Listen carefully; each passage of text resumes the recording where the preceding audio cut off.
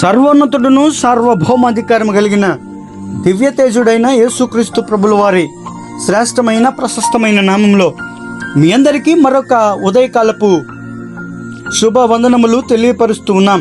ప్రియమైనటువంటి దేవుని ప్రియ పిల్లలారా, అందరు బాగున్నారా?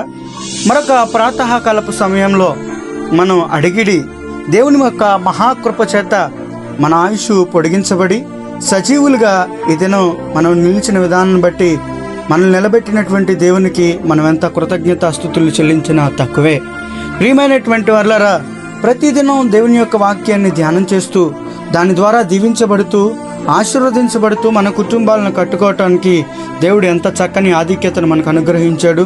అయితే రండి, ఈ దినం కూడా దేవుని యొక్క పరిశుద్ధ లేఖనాన్ని ఆలోచన చేసి ఆశించి యోచించుదామని ఎదురు చూస్తూ ఉంటే మీ కొరకు దేవుడు ఈ దినానికి దయచేసినటువంటి లేఖన భాగాన్ని మన పరిశుద్ధ గ్రంథాలను తెరిచి చూద్దాం.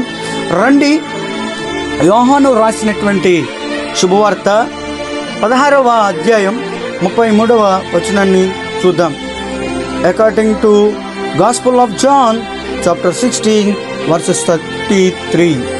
యోహాను సువార్త 16వ అధ్యాయం 33వ వచనం. నాయందు మీకు సమాధానము కలుగునట్లు ఈ మాటలు మీతో చెప్పుచున్నాను.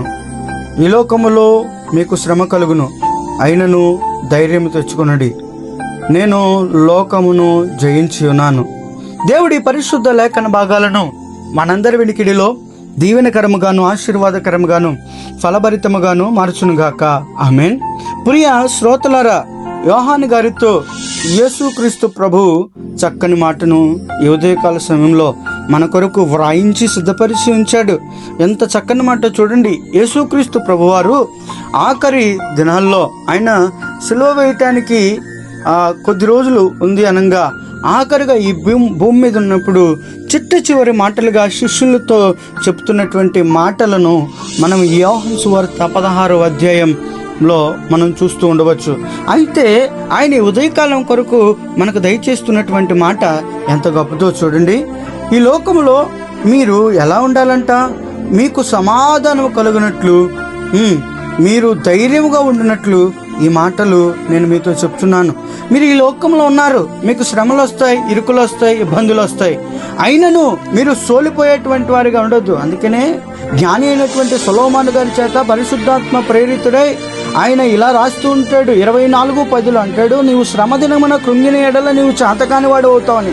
ప్రియమైనటువంటి వారులారా, ఈ లోకంలో ఉన్నటువంటి మనకు శ్రమలు, ఇరుకులు, ఇబ్బందులు, కష్టాలు, కన్నీళ్లు అనేవి కలకాలం ఉండవు. కానీ ఇదిగో, నువ్వు ఎప్పుడు కూడా దేవుడు నీకు ఇచ్చినటువంటి ధైర్యాన్ని కోల్పోవటానికి వీల్లేదు, నువ్వు భయం చెందటానికి వీల్లేదు.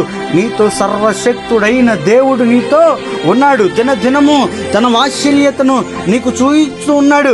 దినదినము తన ప్రేమతో నిన్ను నింపుతూ ఉన్నాడు. తన కరుణతో నిన్ను కరుణిస్తూ ఉన్నాడు. నువ్వు భయపడాల్సినటువంటి అవసరం లేదు. ప్రియమైనటువంటి వాళ్ళరా, అందుకనే ఆయన అంటున్నాడు, నీ భక్తి నీకు ధైర్యమును పుట్టించదా? నీ భక్తి జీవితంలో, నీ విశ్వాస జీవితంలో నువ్వు ధైర్యముగా నిలబడాలి. నీ కష్టకాలం వచ్చినప్పుడు నువ్వు కృంగిపోవాల్సినటువంటి అవసరం లేదు నా ప్రియ సహోదరి సహోదరుడా.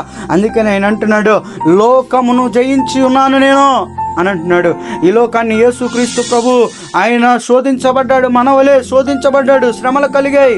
అయినప్పటికీ కూడా ఆయన అంటున్నాడు, ఈ లోకాన్ని నేను జయించాను. కాబట్టి మీ విశ్వాసం ఎలా ఉండదో తెలుసా? ఈ లోకమును జయించిన విజయము మన విశ్వాసం అవ్వాలి. ఈ ఉదయకాల సమయంలో నా ప్రియ సహోదరి సహోదరులారా, ఎక్కడుండి ఈ వాక్యాన్ని వింటున్నారో నాకు తెలియదు, కానీ మనం ఆలోచించవలసినటువంటి విషయం ఏంటంటే, దేవుడు మన ముందు పెడుతున్నటువంటి ఒక మాట ఏంటంటే, మీరు ధైర్యం తెచ్చుకోనండి, మీరు దిగులు పడొద్దు.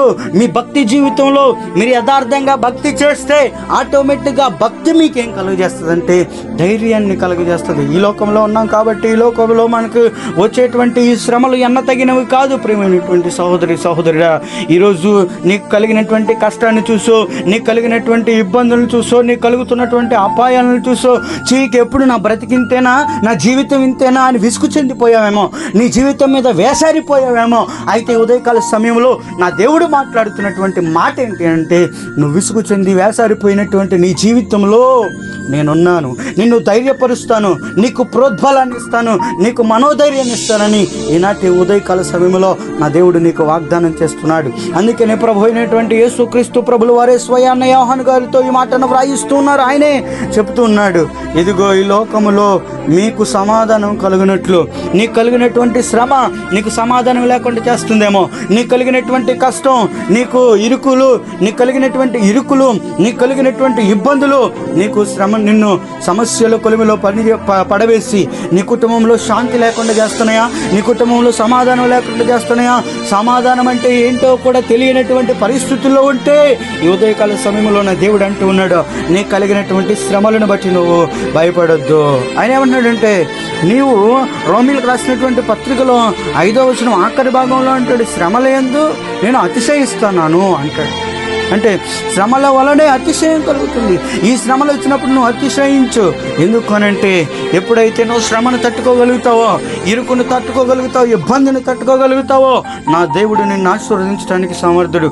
ప్రియమైనటువంటి దేవుని బిడ్డలారా, ఉదయకాలం నేను మీకు జ్ఞాపకం చేసేటువంటి చిన్న మాట ఏంటి అని అంటే, మీ సమాధానాన్ని ఈ శ్రమల ద్వారా పోగొట్టుకుంటున్నారేమో.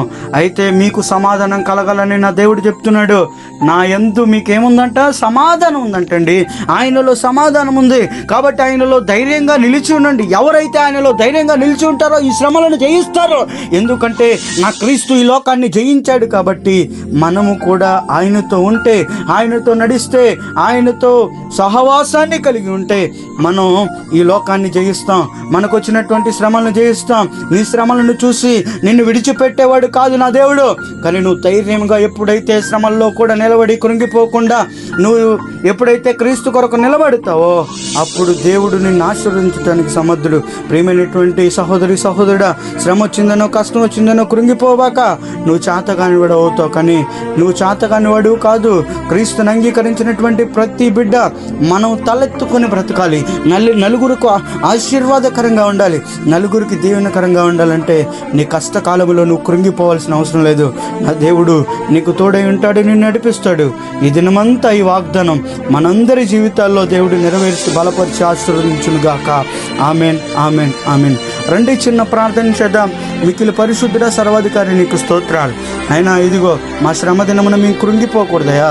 నాయన నీ యందు ఉన్నటువంటి సమాధానం మాకు దయచేయండి.